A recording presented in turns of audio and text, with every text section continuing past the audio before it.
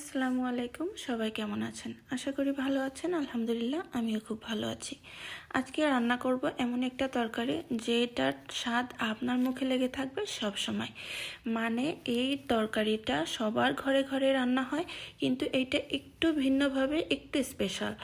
এইটার স্বাদ আপনি কখনোই ভুলতে পারবেন না। তবে চলেন দেখে আসি কিভাবে রান্না করেছি এত মজার তরকারি। তো ফার্স্টে আমি মশলাটা ব্লেন্ডারে বেটে নিব।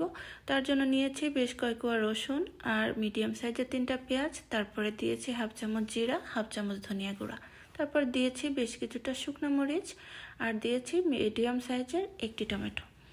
এখন দিয়ে দিচ্ছি কিছুটা ধনিয়া পাতা। সব শেষে দিয়ে দিব এখানে হাফ চামচ লবণ। লবণটা কেন দিয়েছি একটু পরেই বলছি। তো এই তো আমি মশলাটা খুব সুন্দর করে ব্লেন্ড করে নিয়েছি। এখন আমি মাছের টুকরাগুলো ভেজে নিব।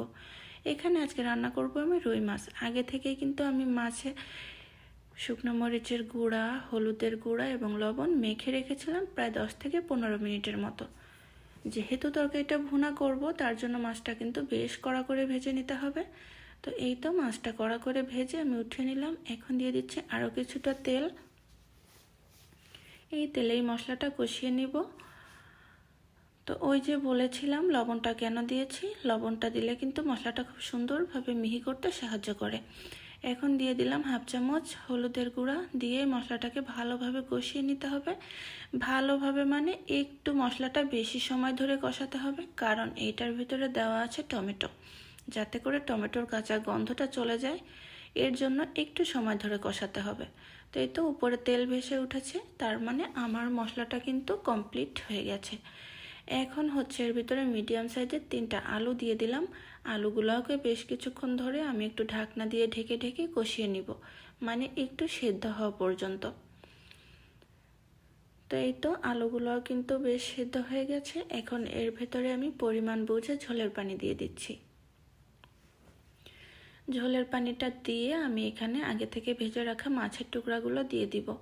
আসলে আমরা অনেকেই আছি টমেটো খুব বেশি পছন্দ করি, আবার অনেকেই আছে যে টমেটো একদমই পছন্দ করে না। তো যারা নাকি টমেটো খেতে পছন্দ করে না, তাদেরকে একবার এইভাবে রান্না করে দেখতে পারেন। আসলে সে বুঝতেই পারবে না যে এই তরকারির ভিতর টমেটো দেওয়া আছে। তো আলহামদুলিল্লাহ তরকারিটা কিন্তু হয়ে গেছে। দেখেই বুঝতে পারছেন যে গ্রেভিটা কতটা সুন্দর আসছে, আর কালারটা মাশাল্লাহ। খেতেও কিন্তু অনেক বেশি মজা এই তরকারি। আপনারা একবার হলেও ট্রাই করে দেখতে পারেন এইভাবে। কেউ কিন্তু বুঝতেই পারবে না যে এই তরকারিতে টমেটো দেওয়া আছে। এতটা মজা হয় খেতে। দেখে অবশ্যই এখনো বুঝতে বাকি নাই যে তরকারি খেতে কতটা মজা হবে। তো এই তো, সবাই খুব বেশি ভালো থাকবেন, সুস্থ থাকবেন। আল্লাহ হাফেজ।